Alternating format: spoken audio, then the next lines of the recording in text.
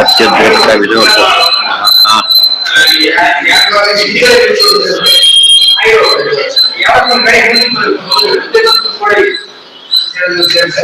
ಅಲ್ಲ, ಮುಂದೆ ಬಂದು ಕೂತ್ಕೊಂಡ್ರೆ ಅಂತ ಹೇಳಿದ್ದಲ್ಲ, ರಾಯರು ಕಥೆಗಳು ಅವೆಲ್ಲ. ರಾಯರು ಸುಧಾ ಮಗಳ ಮಾಡಿದ್ರು ಒಂದ್ಸಲ, ಅವಾಗ ತುಂಬಾ ಜನ ಸೇರಿದ್ರು. ಯಾದವಾರ್ಯರು ಬಂದಿದ್ದಾರ ಅಂತ ಹೇಳ್ಬೇಕಾದ್ರೆ ಹೇಳಿದ್ರು, ಯಾವ್ದಾದ್ರು ಬಂದ ಚೆನ್ನಾಗಿತ್ತು ಅಂತ ಹೇಳಿ, ಇಲ್ಲಿದ್ದೇನೆ ಸ್ವಾಮಿ ಅಂತ ಹೇಳಿದ್ದಕ್ಕೆ ಆಗ ಮುಂದಕ್ಕೆ ಅಂದ್ರೆ ಅವ್ರು ಅಷ್ಟು ಇದು ಸರಳ, ಮುಂದೆ ಕೊಡ್ಲಕ್ಕೆ ಅದೆಲ್ಲ ಹೋಗ್ಲಿಲ್ಲ ಅವ್ರು, ಎಲ್ಲ ಕೊಟ್ಕೊಂಡ್ಬಿಟ್ರು. ಅದೆಲ್ಲ ಜ್ಞಾನ ಇದ್ದವರಿಗೆ ಅದು ತೀರಾ ನ್ಯಾಚುರಲ್ ಅವೆಲ್ಲ. ಯಾಕಂದ್ರೆ ಇದು ಬೇಡ ಅಂತ ಅನಿಸಿದ ಮೇಲೆ ಎಕ್ಸ್ಪೆಕ್ಟ್ ಮಾಡಕ್ಕೆ ಹೋಗೋದು, ಯೂಸ್ಲೆಸ್ ಅಂತ ಗೊತ್ತಾದ್ರೆ ಏನ್ ಮಾಡ್ತಾರೆ ಅವರು. ಜಗನ್ನಾಥ ಹೋಗಿ ಹೇಳ್ತಾರೆ, ಹಿಂದೂ ಮುಂದೆ ತನ್ನ ನಿಂದಿಸಿದ ಕ್ಷಣ ಕುಂದಾದದ್ದೇನೋ. ಇವ್ರು ಸರಿಯಾಗಿದ್ದಾನೆ, ಯಾರು ಬೈತಿರಲ್ಲ, ನಮಗೇನು ನಷ್ಟ ಇಲ್ಲ, ಬೈದ್ರೆ ಏನು ನಷ್ಟ ಇಲ್ಲ, ನಷ್ಟ ಅವ್ರಿಗೆ ಪಾಪ ಬಂತು ಅಷ್ಟೇ ಹೊರತು ಇವ್ರಿಗೇನಾಗ್ಲಿ. ಆಯ್ತು, ಬಂಧು ಜನರಿಗೆ ಬಂಧು ಜನರು ತನಗೆ ವಂದಿಸಿದ ಕ್ಷಣ ಬಂದ ಲಾಭವೇನು. ನಿಮ್ಗೆ ಏನ್ ಲಾಭ ಬಂದು ನಮಸ್ಕಾರ ಮಾಡಿದ್ರಿಂದ? ಯಾಕೆ ಕಳ್ಕೊತೀರಷ್ಟೇ ನೀವು. ಆದ್ರಿಂದ ನನಗೆ ಅದೆಲ್ಲ ಬೇಕಿಲ್ಲ ಅಂತ ಹೇಳಿ, ಅದ ಇಂಪಾರ್ಟೆಂಟ್ ಅಲ್ಲೇ. ಅದು ಮಾಡಿಸ್ಕೊಂಡಾಗ ದೇವರಿಗೆ ಅಂತ ತಿಳ್ಕೊಂಡ್ಬಿಡ್ತಾರೆ, ಹೊತ್ತು ಮಾಡಕ್ ಹೋಗೋದು. ಅದ್ರ ಮೇಲೆ ಇದು ಓದಿದ್ದಕ್ಕೆ ಅದೇ ಫಲ ಅಂತ ತಿಳ್ಕೊಂಡ್ರೆ ಮೂರ್ಖತನ, ದೊಡ್ಡ ವಿಷಯ ಅಲ್ಲ. ಆ ರೀತಿ ಇದ್ರ ಆದ್ರಿಂದ ಅವ್ರು ಗಮನಿಸಲೇ ಇಲ್ಲ. ಹೋಗ್ಲೇ ಬೇಕಾಯ್ತು, ಕೇಳಬೇಕಾಯ್ತು, ಕೇಳಿದ್ರು ಅಷ್ಟೇ ಹೊರತು ಕರೆದಿದ್ದು ಮುಂದೆ ಹೋದ್ರು. ಇಲ್ಲರ ಅಲ್ಲೇ ಕೊಡ್ತಿದ್ರು. ಒಬ್ಬ ದೊಡ್ಡ ಅಧಿಕಾರಿ ಇರ್ತಾರೆ, ಬಸ್ ಯಾರ ಕಾಲ್ ತುಳಿತಾರೆ, ದೊಡ್ಡ ಕೇಸ್ ಹಾಕಲ್ಲ ಅದ್ರ ಮೇಲೆ. ಸಂಬಂಧಪಟ್ಟ ವಿಚಾರ ಅಲ್ಲ, ಇಂಟ್ರೆಸ್ಟ್ ಇಲ್ಲ, ಏನಾದ್ರು ನ್ಯಾಚುರಲ್ ಅಲ್ಲ. ತಾನು ಇನ್ನೊಂದು ತಂದು ಯಾರೋ ತುಳಿದಿರ್ತಾರೆ, ದೊಡ್ಡ ವಿಷಯ ಅಲ್ಲ.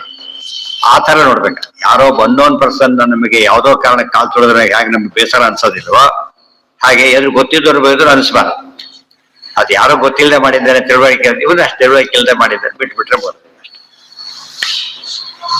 ಅತ್ಯುದ್ರಕ್ತ ವಿರೋಧಕ ಮಹಾಜ್ಞಾನ ಏಕತಾನ ಪ್ರಭಾ ಸರ್ವ ಪ್ರಾಭವ ಶಕ್ತಿ ಭೋಗ ಬಲ ಸಾರಾತ್ಮ ದಿವ್ಯಾಕೃತಿ ಸೃಷ್ಟಿ ಸ್ಥಾನ ನಿರೋಧ ನಿತ್ಯ ನಿಯತಿ ಜ್ಞಾನ ಪ್ರಕಾಶಾವೃತಿ ಶಾಂತ ಮೋಕ್ಷ ವಿಮೋಕ್ಷದಂ ಹರಿಮಜಂ ನಿತ್ಯಂ ಸದೋಪಾಸ್ಮಹೇ.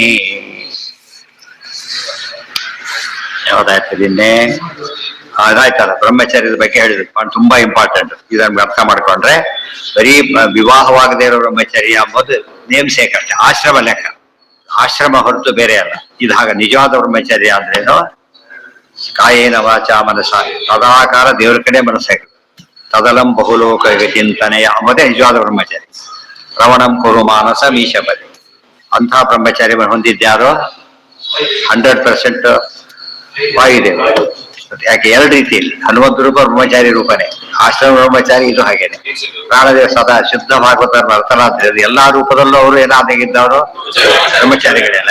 ಕನ್ಯಾ ಬಂತಲ್ಲಿದ್ದೆ, ಎಲ್ಲಾ ಮದುವೆ ಆದ್ಮೇಲೆ ಕನ್ಯಾ ಹೇಗೋ ಆಗಿ ಇದಾಗಿತ್ತು. ಆಗ ಅವರು ಬ್ರಹ್ಮಚಾರಿ ಆದಿ ಧರ್ಮ ಎಂಬುದಕ್ಕೆ ಅರ್ಥ ಬರುತ್ತೆ. ಏತಂ ಸೇತು ಚರಣಂ ಬ್ರಹ್ಮಣಿ ಸಪ್ರಾಪ್ಯೋ ಬ್ರಹ್ಮಚರ್ಯೇಣ. ಇಂಥ ಬ್ರಹ್ಮಚರ್ಯ ಇದ್ರೆ ದೇವರು ಸಿಗ್ತಾನೆ ಹೊರತು ಈ ಬ್ರಹ್ಮಚರ್ಯ ಕಲ್ಲ. ಇದು ಆಶ್ರಮ ಬ್ರಹ್ಮಚರ್ಯ ಮಾತ್ರ. ಇದು ಕರಿಬಹುದು, ಷಷ್ಠಿ ಪೂಜೆ ಕರಿಬಹುದೇ ಹೊರತು ಅದಕ್ಕೆ ಸಾಧಿಸಿಲ್ಲ. ಸೇತುಶ್ಚಾಪಿ ವಿಧಾರಣ ಪ್ರಾಪ್ಯೋ ಬ್ರಹ್ಮಚರ್ಯೇಣ ಮನೋವಾಕ್ ಕರ್ಮಭಿಸ್ತುಯತ್.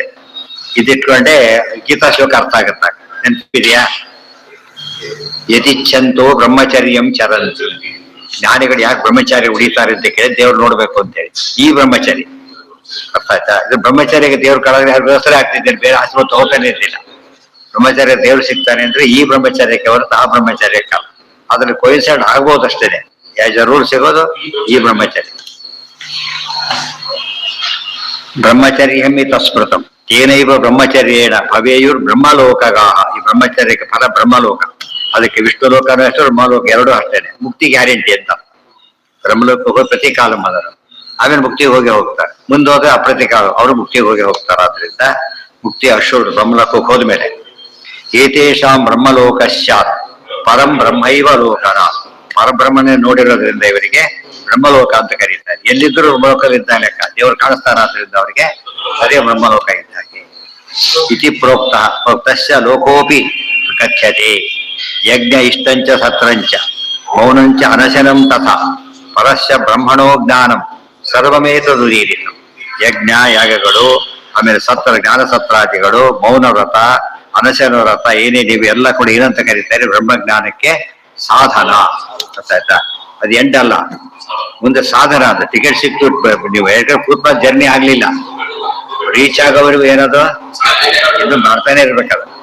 ಟಿಕೆಟ್ ಸಿಗದೆ ಇದ್ದವ್ರು ಬೇರೆ, ಸಿಕ್ಕವ್ರು ಬೇರೆ. ಡಿಫ್ರೆನ್ಸ್ ಅವ್ರು ಗಟ್ಲಿಲ್ಲ ಹತ್ತಿದ, ಈ ಡಿಫ್ರೆನ್ಸ್ ಇದೆಯಾ ಹೊರತು ಗುರಿ ಮುಟ್ಟಿದ ಮೇಲೆ ಮಾತ್ರ ಸಾರ್ಥಕ ಆಗೋದು. ಯಜ್ಞ ಇಷ್ಟಂಚ ಸತ್ರಂಚ ಪರಸ್ಯ ಬ್ರಹ್ಮಣೋ ಲೋಕೆ ಶೇತತ್ವೀರ್ಪಾಪಿದೆ ಪರೇ ಅರಣ್ಯೋಚ್ಚಾರಣವೋ ದಿವ್ಯೋ ಚಿದಾನಂದ ರಸಾತ್ಮಕೌ. ಇನ್ನೊಂದು ವಿಶೇಷ ಅಂಶವನ್ನ ಹೇಳ್ತಾರೆ.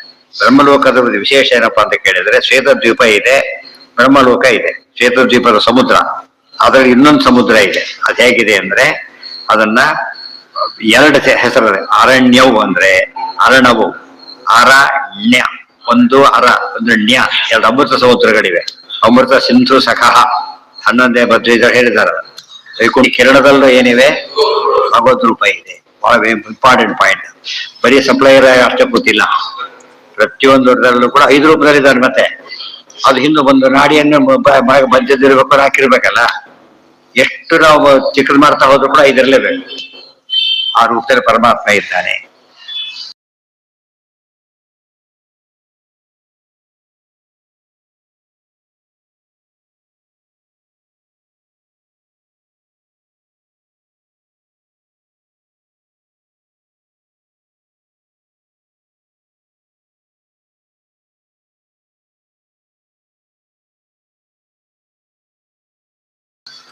ಸೂರ್ಯಮಂಡಲಂ ನಾಡೀಸ್ ಎಲ್ಲ ಐತೆ. ತಸ್ಮಿನ್ ನಾಡೀಶು ಚ ಪ್ರೋಕ್ತಾ ತಥಾ ನಾಡಿಸ್ಥ ರಶ್ಮೆಯ, ನಾಡಿಗಳು ಅದರ ರಶ್ಮಿಗಳು, ನಾಡಿ ರಶ್ಮಿಗಳು ಎಲ್ಲ ಕಡೆ ಈ ರೂಪದಲ್ಲಿದ್ದಾನೆ. ಮತ್ತೆ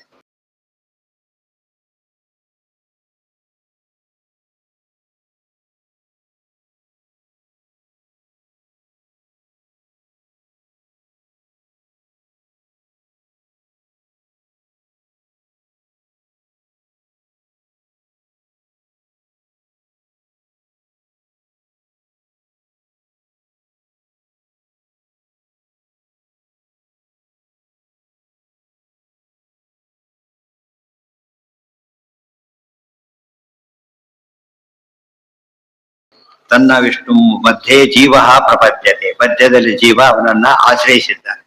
ತತ್ತೇಜಸಾಹಿ ಸಂಪನ್ನ ಸುಪ್ತೈತ್ಯಭಿಧೀಯತೆ. ಪರಮಾತ್ಮ ಅನುಗ್ರಹದಿಂದ ಹತ್ರ ಕೂತಾಗ ಸುಪ್ತ ಅಂತ ಕರೀತಾರೆ ಜೀವನದ, ಕ್ಲೋಸ್ ಇದ್ದಾಗ. ಓಮಿತ್ತೇವ ವಹನ್ ನಿತ್ಯಂ ವಾಯುರ್ ಓಂ ಓಂ ಓಂ ನಾಡಿ ತೀರಿತ.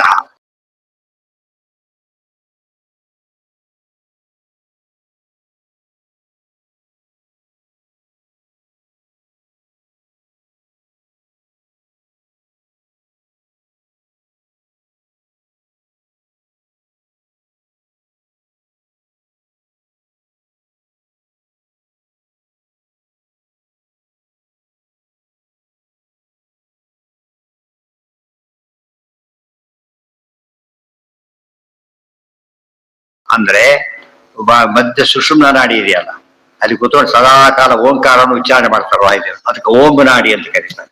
ಸುಷುಮ್ನ ನಾಡಿಗೆ ಏನಂತ ಹೆಸರಿದೆ? ಓಂ ನಾಡಿ ಇತೀರಿತ. ತೇನ ವಾಮತ್ವಮಾಯಾತಿ ಮುಕ್ತಿಕಾಲೇ ಉಪಾಸಕ. ಅದರಿಂದ ವಿಶೇಷವಾದ ಹಿರಿಮೆಯನ್ನ ಮುಕ್ತಿಕಾಲದಲ್ಲಿ ಉಪಾಸನೆ ಮಾಡೋನು ಅಂತಾನೆ. ದಿವ್ಯ ಚಿದ್ರೂಪ. ಸ್ನಾನ ಮಾಡಿ ಅಂತ ಬಂದ್ರೆ ಹೇಗೆ ಒಂದ್ ರೀತಿ ಸ್ನಾನ ಮಾಡಿದ ಪಚ್ಚಸ್ ಕಾಣುತ್ತಾಗೆ ನಾಡಿ ಮೂಲಕ ಹೋಗಿರ್ತಾನೆ. ನೋಡಿದ ತಕ್ಷಣ ಏನ್ ಗೊತ್ತಾಗತ್ತೆ, ಇವನು ಬಂದಿದ್ದಾನೆ, ಈ ದಾರಿಯಿಂದ ಬಂದು ಆಡ್ತಾರಲ್ಲ ಹಾಗೆ. ದಿವ್ಯ ಚಿದ್ರೂಪ ಭಾವೋ ಹಿ ವಾಮಭಾವ ಉದೀರಿತ ಯದೈನಂ ನೇತುಮೆನ್ವಿಚ್ಛನ್ ಮನಃ ಕ್ಷಿಪತಿ ಮಾರುತಃ ಆದಿತ್ಯಾಖ್ಯಂ ತದಾ ವಿಷ್ಣು ಯಾತಿ ಜೀವ ಸ್ವವಿದ್ಯೆಯ. ವಾಯುದೇವರು ಏನ್ ಮಾಡ್ತಾರೆ, ಅವ್ರ ಸಾಧನೆ ಮೂರ್ತಿ ಮುಗಿದಿದ್ದು ನೋಡಿ ಇವ್ರನ್ನ ಸೂರ್ಯ ಮೂಲಕ ಕಳಿಸ್ಕೊಡ್ತಾರೆ. ಮೇನ್ ಎಂಟ್ರಿ ಇಲ್ಲಿಂದ ಸಿಗ್ಬೇಕು ಇವರಿಗೆಲ್ಲ. ಸೂರ್ಯ ಹೋಗು, ಇವ್ರಿಗೆ ಒಳಗೆ ಬರೋದಿಲ್ಲ, ವಾಯುದೇವರು ಕಳಿಸ್ಕೊಡ್ತಾರೆ. ಪಾಸ್ ಮಾಡಿ ಒಳಗೆ ಬಿಡ್ತಾರಲ್ಲ ಹಾಗೆ ಇವ್ರು ಕಳಿಸ್ಕೊಡ್ತಾರೆ. ಜೊತೆಗೂ ಬರ್ತಾರೆ. ಜೀವ ಯಾತಿ ಜೀವ ಸ್ವವಿದ್ಯೆಯ. ಸ್ವವಿದ್ಯರಿಗೆ ಅಪರೋಕ್ಷ ಆಗಿರ್ತಾನಾಗ ಬಂತಾರೆ. ಇದಕ್ಕೆ ಯಾವ ಗ್ರಂಥ ಅಂತ ಹೆಸರು ಹೇಳ್ತಾರೆ. ಪರ್ಯಂಕೋಪಾಸನಾಯ. ಪದ್ಯವನ್ನು ಏನಂತ ಕರೆದಿದ್ರು? ಪರ್ಯಂಕ ಬ್ರಹ್ಮ. ಅದರ ಬಗ್ಗೆ ಒಂದು ಗ್ರಂಥ ಇದೆ, ಅದ್ರ ಭಾಗ ಕೋಟ್ ಮಾಡಿದ್ದಾರೆ. ಅದಕ್ಕೆ ಏನಂತ ಹೆಸರಾಯ್ತು? ಅದಕ್ಕೆ ಪರ್ಯಂಕೋಪಾಸನ ಅಂತ ಹೆಸರಾಗಿದೆ ಅಂತ ಕರೀತಾರೆ. ಇಷ್ಟೆಲ್ಲ ನೋಡಿದ್ರೆ ಒಂದು ನೋಟ್ ಎಷ್ಟು ವಿಷಯ ಇದೆ, ಒಂದೇ ನೋಟು. ಭಾರಿ ದೊಡ್ಡ ಉಪಾಸನಾ ಪ್ರಕರಣ ಆಕ್ಚುಲಿ.